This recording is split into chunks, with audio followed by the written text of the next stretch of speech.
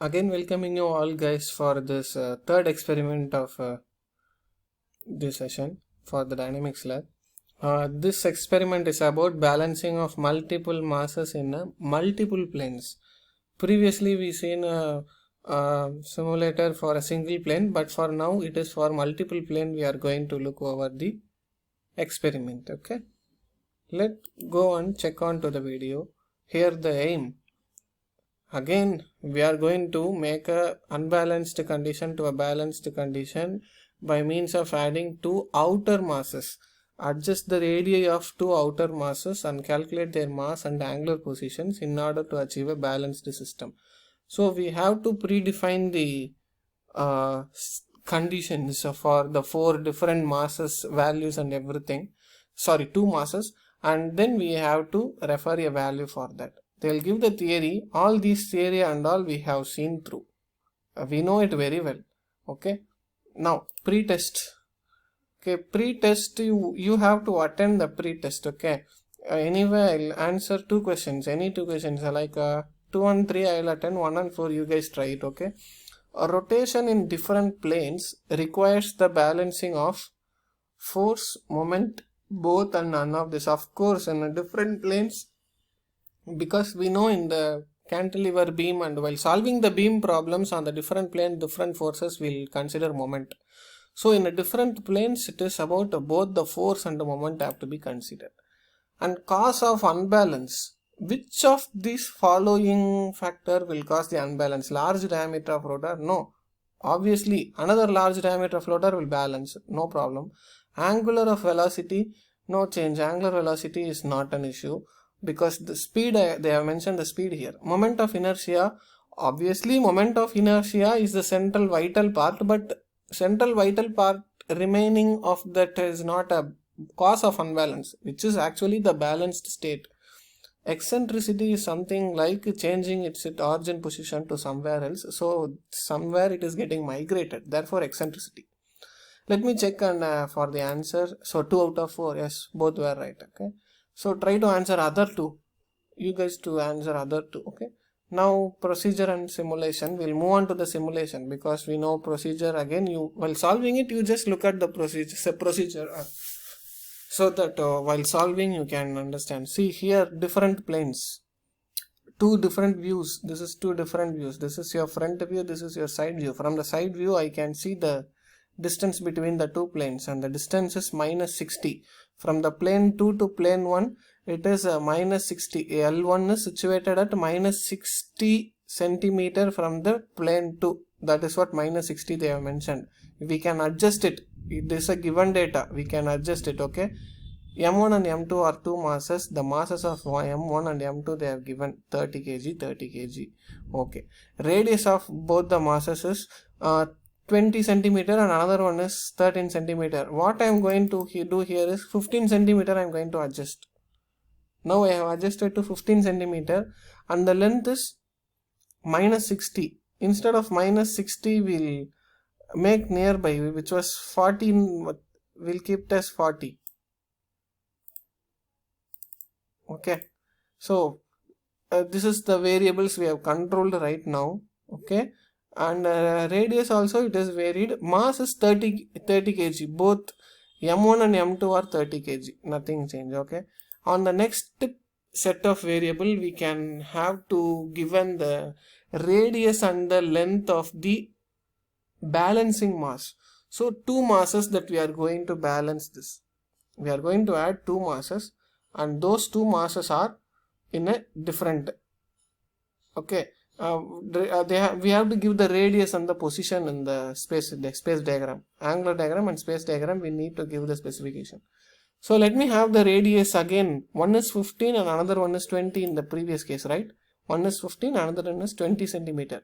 So here also I am going to give one as 15 and another one as 30. Sorry, 30 or 20, it is 20. So another one is 20. Why I am giving 20 is to make the system to balance. That is why. So two masses and their distance and positions. Okay, see here from the from the plane 2, plane 1 is minus 40. Okay, from the plane 2, plane 1 is minus 40. So from the plane to plane A we are going to add, right?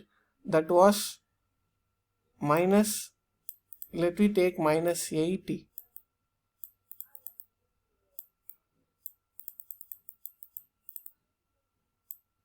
Okay, and the mass B, the outer is, let me take plus 40.